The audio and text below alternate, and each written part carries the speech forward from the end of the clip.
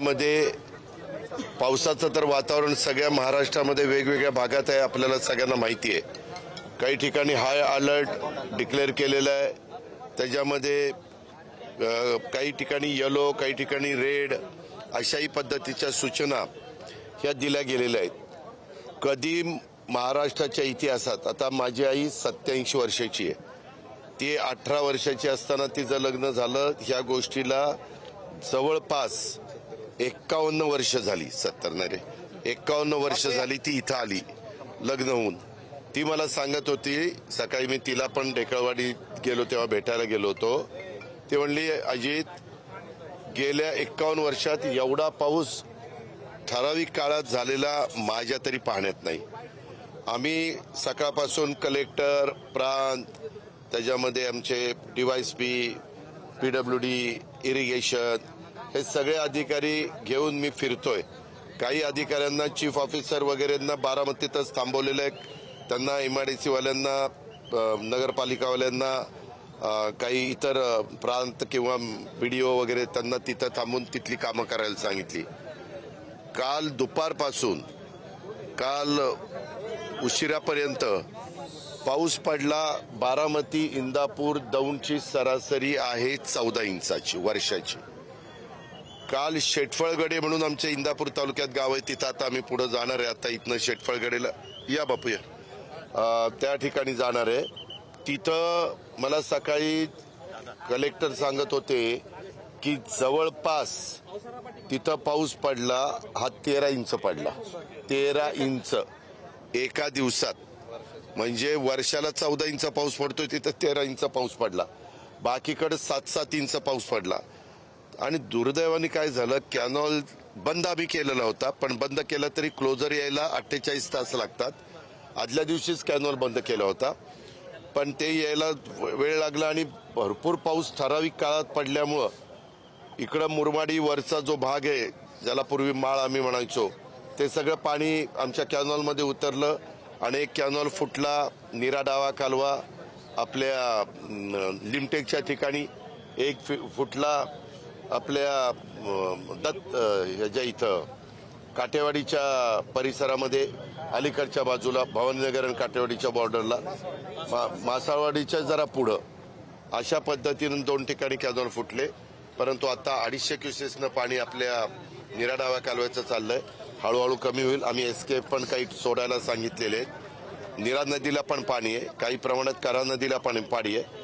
तुम्ही मीडियाच्या सगळ्या चॅनलवाल्यांनी बघितलं, सगळ्या ओढ्यांना भरपूर पाणी आहे.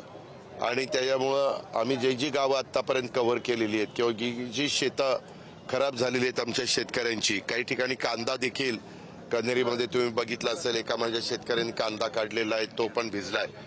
अशा सगळ्याचे पंचनामे करण्याच्या बद्दल सकाळपासून सुरुवात झाली.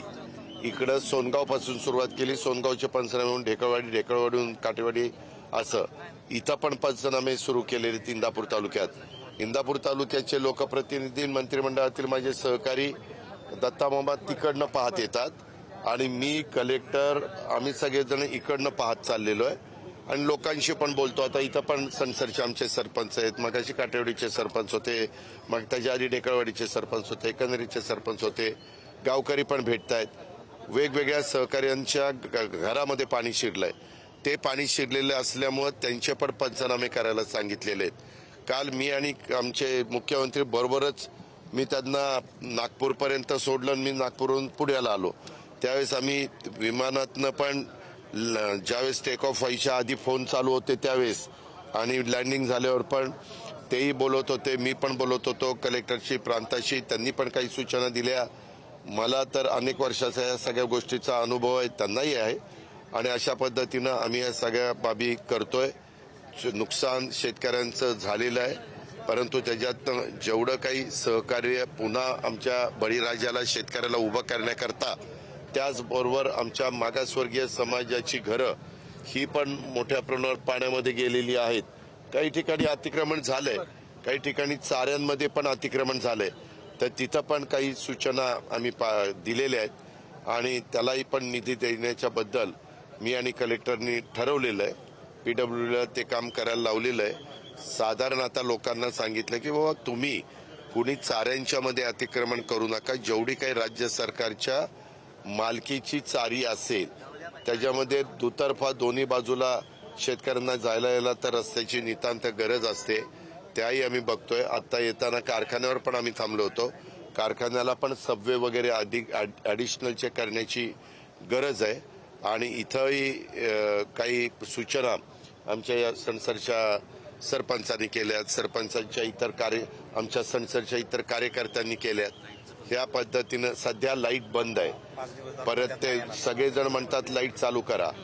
जिथं अधिकाऱ्यांना म्हणजे आता बारामती परिमंडळाचे चीफ इंजिनियर AC एक्झिक्युटिव्ह बारामतीतच असतात, त्यांनाही सांगितलं. ते म्हणले की दादा जिथं शॉर्ट सर्किट होणार नाही, जिथं ट्रान्सफॉर्मर पाण्यामध्ये गेलेले नाहीत अशा ठिकाणचं कनेक्शन आपण चालू करू, ती अडचण नाही.